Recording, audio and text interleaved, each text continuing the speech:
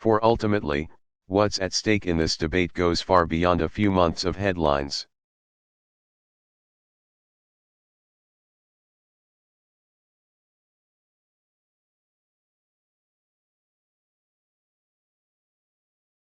Or passing tensions in our foreign policy.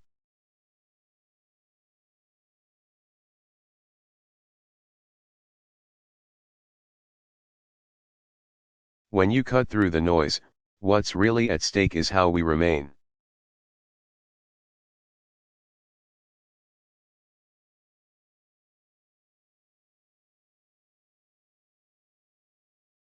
True to who we are in a world that is remaking itself at dizzying speed.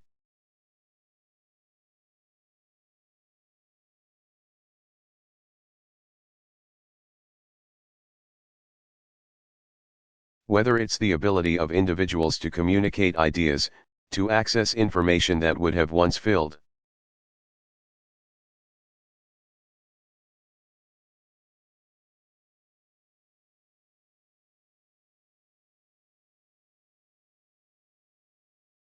every great library in every country in the world, or to forge bonds with people on other sides of the globe.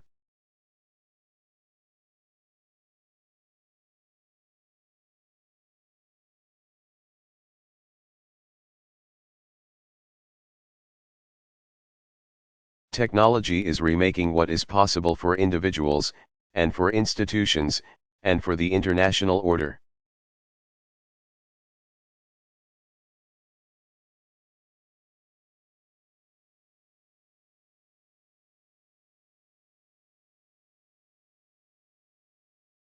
So while the reforms that I have announced will point us in a new direction,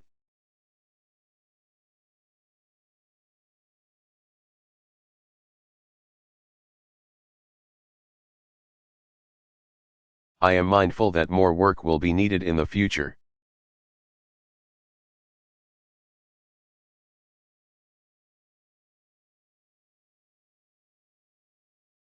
One thing I'm certain of, this debate will make us stronger.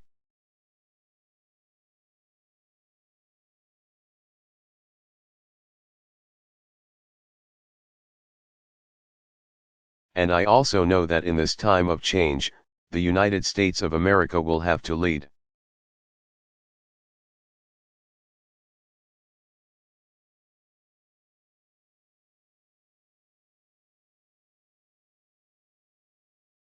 It may seem sometimes that America is being held to a different standard. And I'll admit,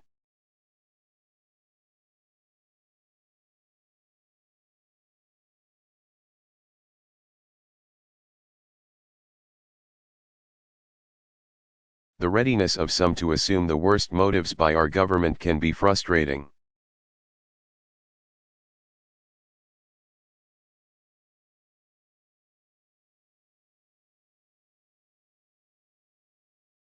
No one expects China to have an open debate about their surveillance programs.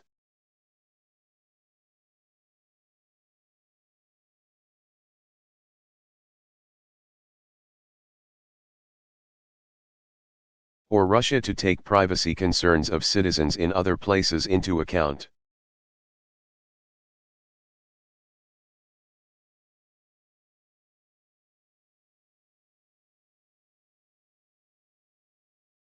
But let's remember, we are held to a different standard precisely because we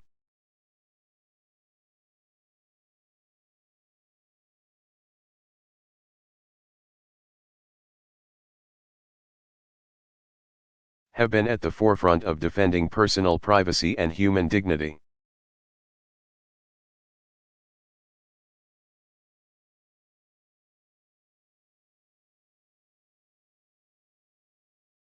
As the nation that developed the Internet, the world expects us to ensure that the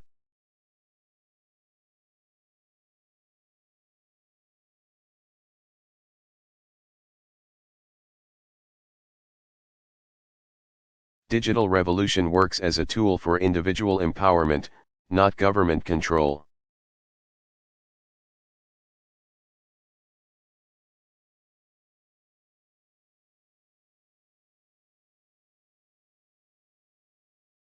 having faced down the dangers of totalitarianism and fascism and communism.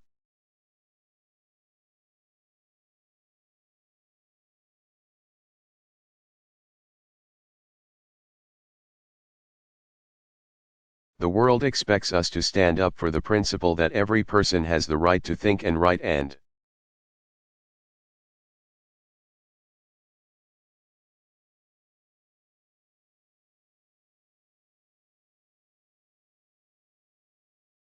form relationships freely, because individual freedom is the wellspring of human progress.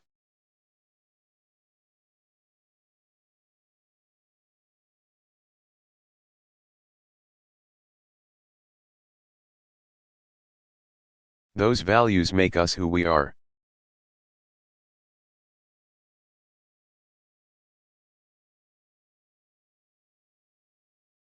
And because of the strength of our own democracy, we should not shy away from high expectations.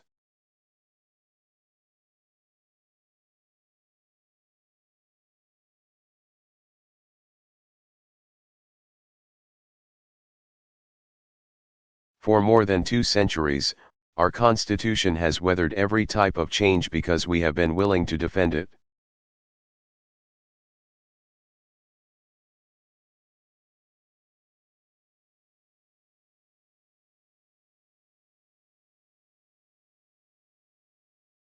And because we have been willing to question the actions that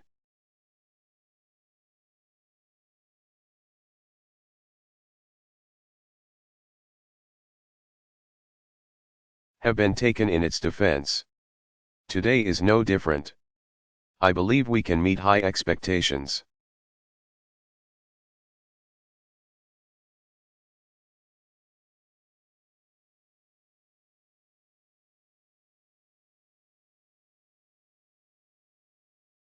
Together, let us chart a way forward that secures the life of our nation.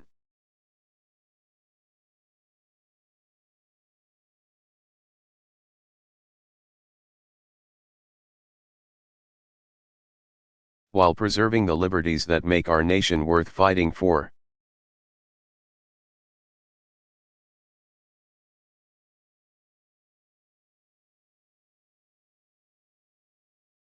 Thank you.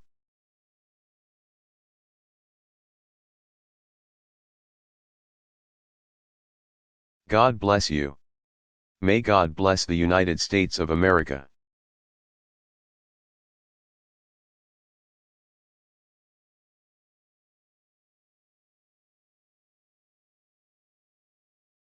Barack Obama.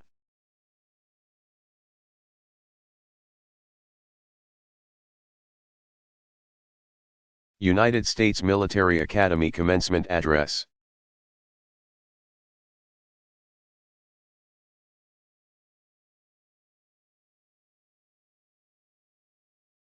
Delivered May 28, 2014, West Point, New York.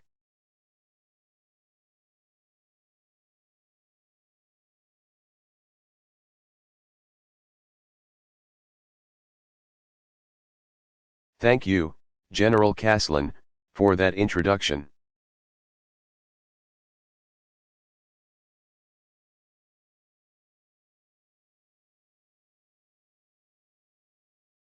To General Trainer, General Clark, the faculty and staff at West Point, you have been outstanding.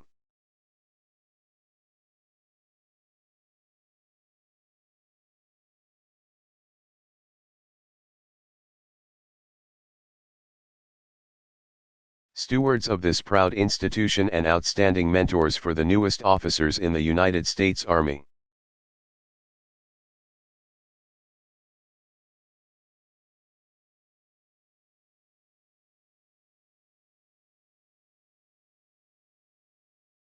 I'd like to acknowledge the Army's leadership: General McHugh, Secretary McHugh, General Odierno,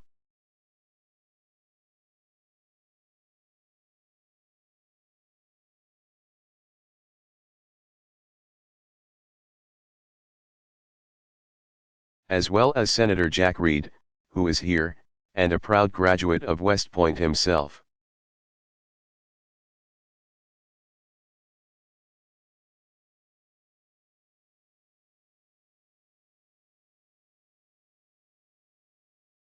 To the class of 2014, I congratulate you on taking your place on the long gray line.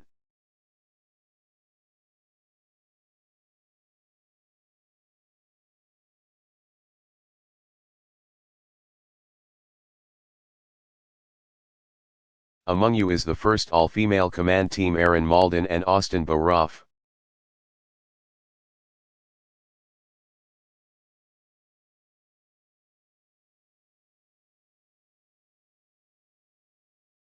In Kalaglavin, you have a Rhodes Scholar.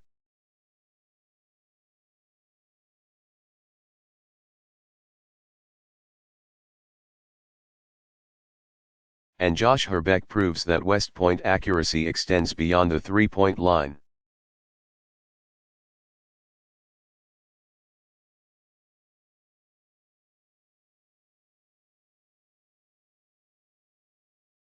To the entire class, let me reassure you in these final hours at West Point.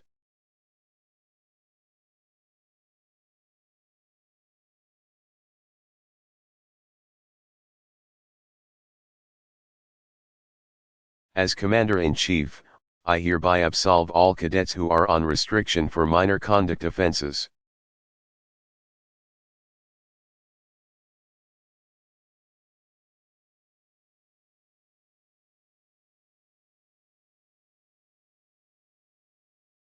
Let me just say that nobody ever did that for me when I was in school.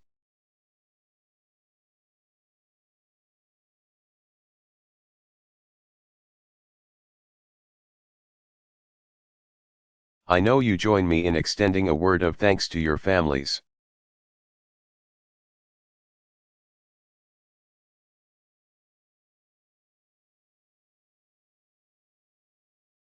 Joe DeMoss, whose son James is graduating.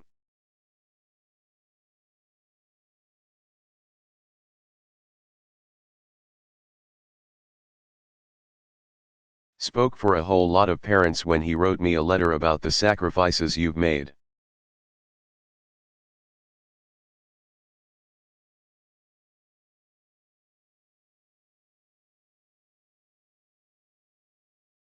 Deep inside, he wrote,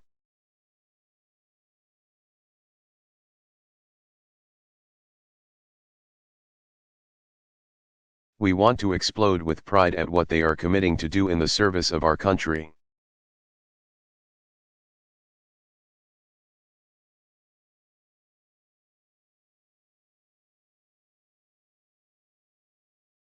Like several graduates, James is a combat veteran.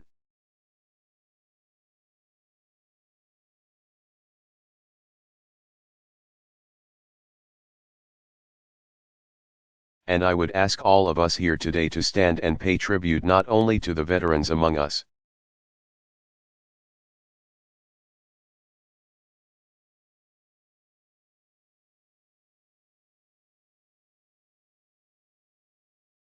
but to the more than 2.5 million Americans who have served in Iraq and Afghanistan, as well as their families.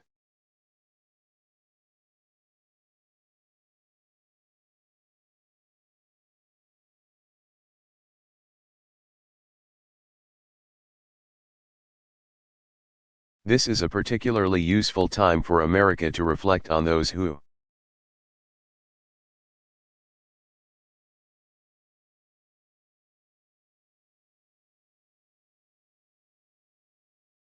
have sacrificed so much for our freedom.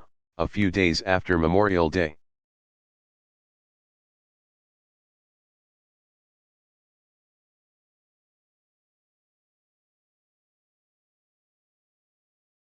you are the first class to graduate since 9/11 who may not be sent into combat in Iraq or Afghanistan.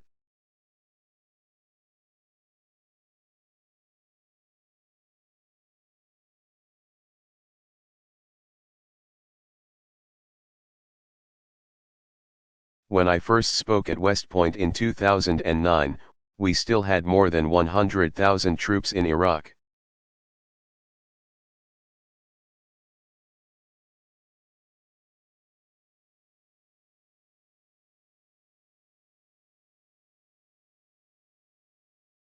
We were preparing to surge in Afghanistan.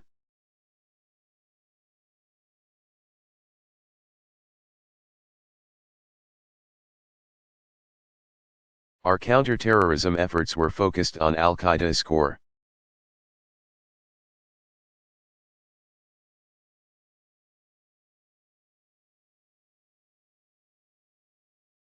Leadership: those who had carried out the 9/11 attacks.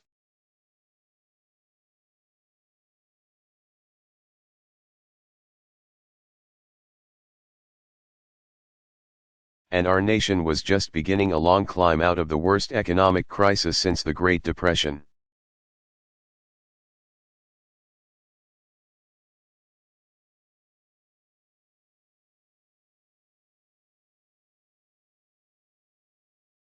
Four and a half years later, as you graduate, the landscape has changed.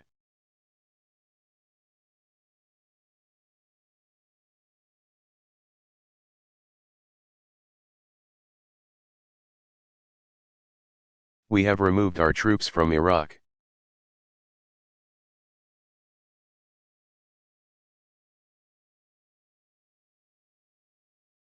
We are winding down our war in Afghanistan.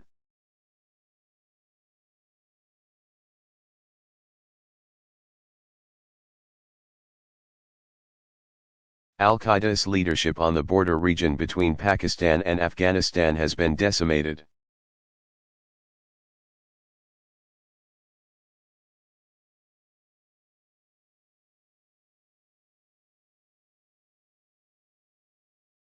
And Osama bin Laden is no more.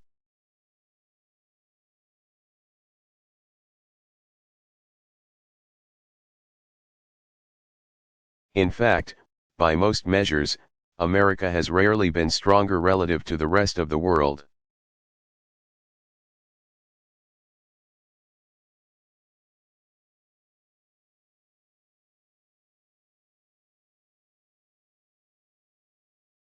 Those who argue otherwise, who suggest that America is in decline,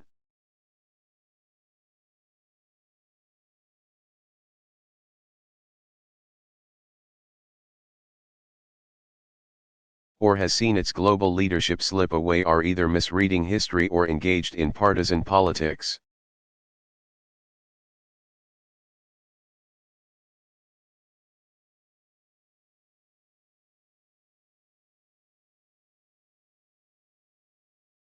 Think about it.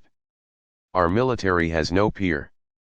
The odds of a direct threat against us by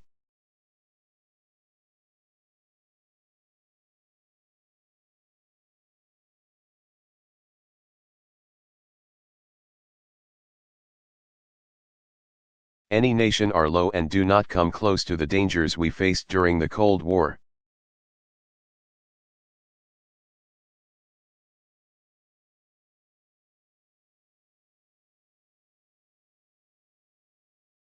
Meanwhile, our economy remains the most dynamic on Earth, our businesses the most innovative.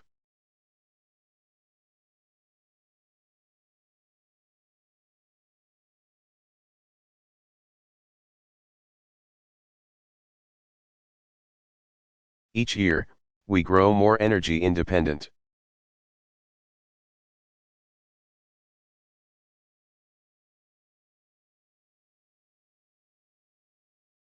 From Europe to Asia, we are the hub of alliances unrivaled in the history of nations.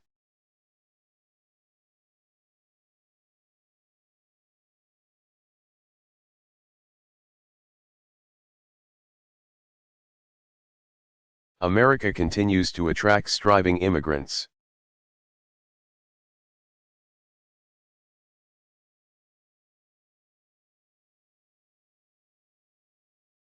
The values of our founding inspire leaders in parliaments and new movements in public squares around the globe.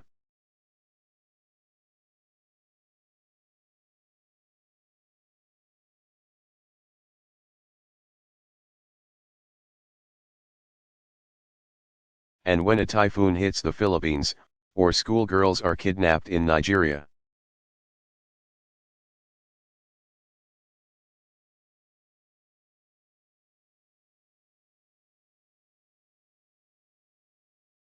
or masked men occupy a building in Ukraine, it is America that the world looks to for help.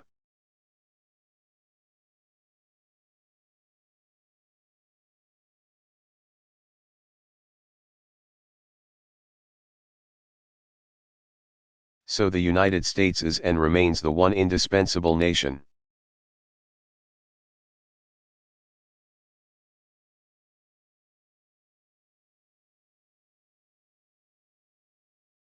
That has been true for the century past and it will be true for the century to come.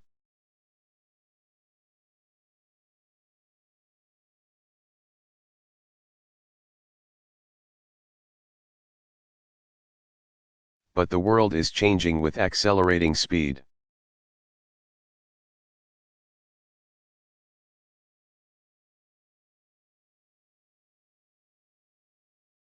This presents opportunity, but also new dangers.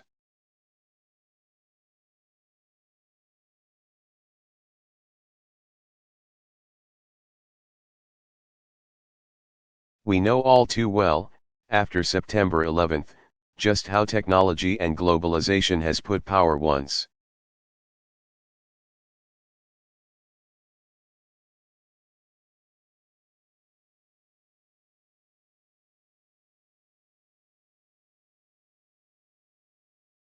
Reserved for states in the hands of individuals, raising the capacity of terrorists to do harm.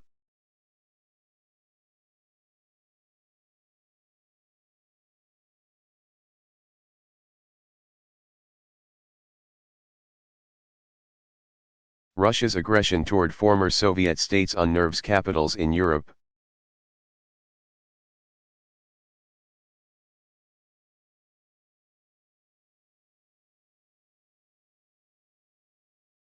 While China's economic rise and military reach worries its neighbors.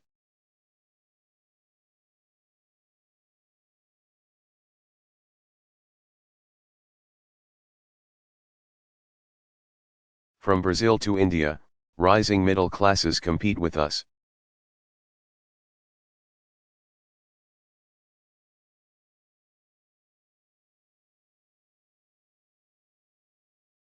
And governments seek a greater say in global forums.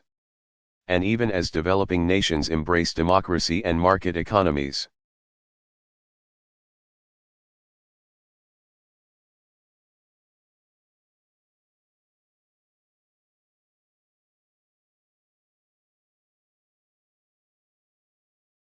"24-hour news and social media makes it impossible to ignore the continuation of sectarian conflicts and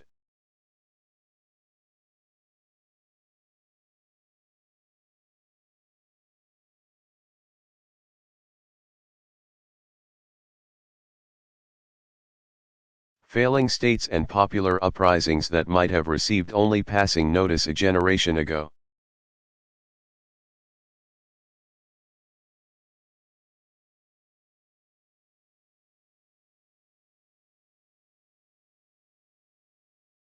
It will be your generation's task to respond to this new world.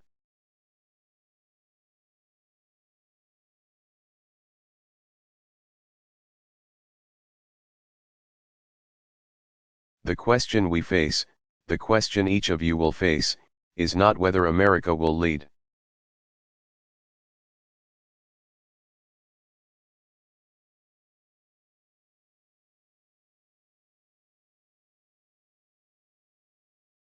But how we will lead, not just to secure our peace and prosperity, but also extend peace and prosperity around the globe.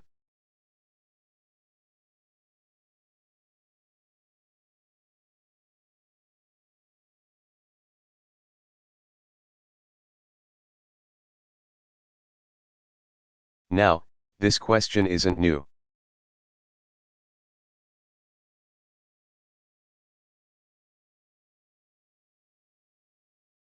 At least since George Washington served as Commander-in-Chief.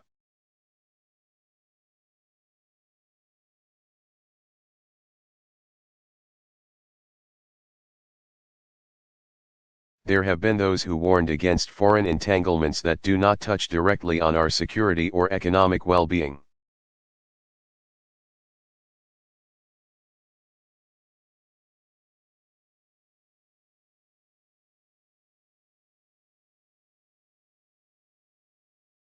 Today, according to self-described realists,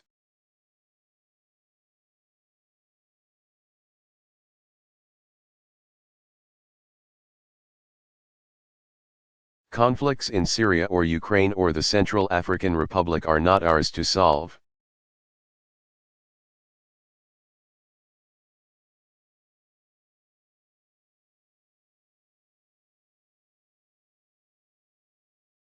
And not surprisingly, after costly wars and continuing challenges here at home.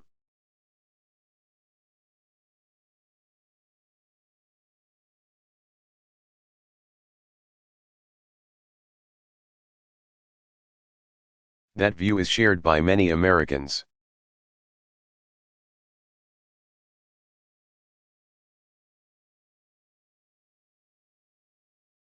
A different view from interventionists from the left and right says that we ignore these conflicts at our own peril.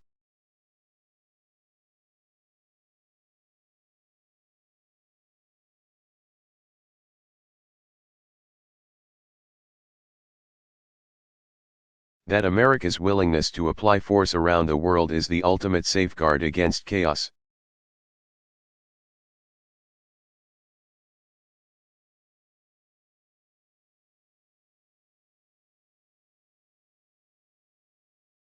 And America's failure to act in the face of Syrian brutality or Russian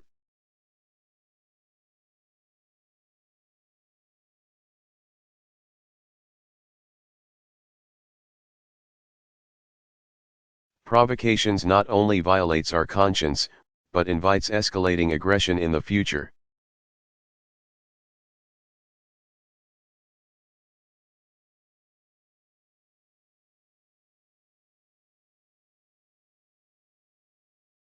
And each side can point to history to support its claims. But I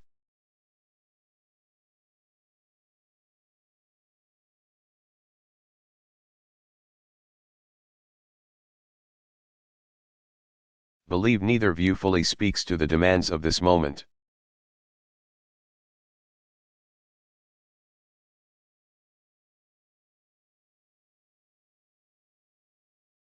It is absolutely true that in the 21st century American isolationism is not an option.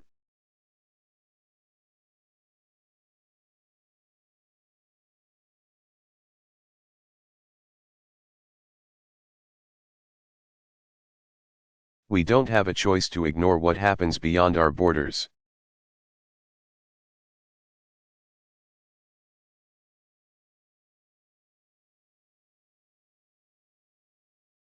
If nuclear materials are not secure, that poses a danger to American cities.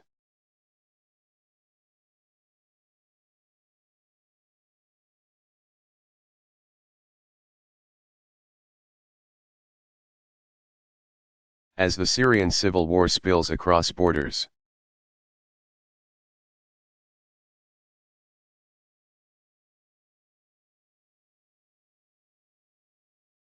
The capacity of battle-hardened extremist groups to come after us only increases.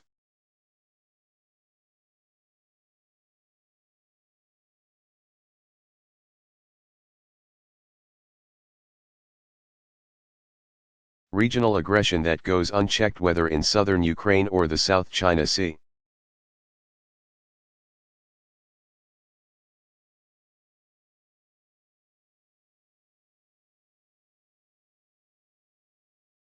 Or anywhere else in the world will ultimately impact our allies and could draw in our military.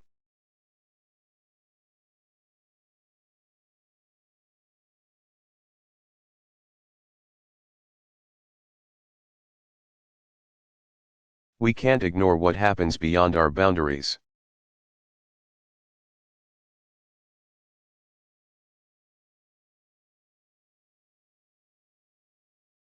And beyond these narrow rationales, I believe we have a real stake, an abiding self-interest.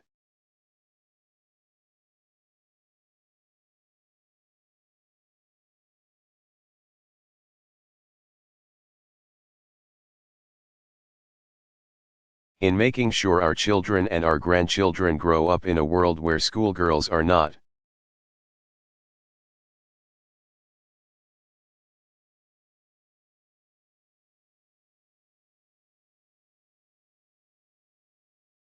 kidnapped and where individuals are not slaughtered because of tribe or faith or political belief.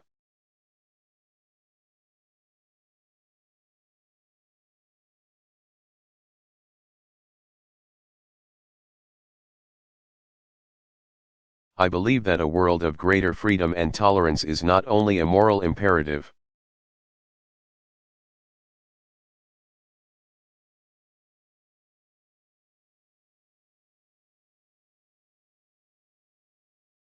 It also helps to keep us safe.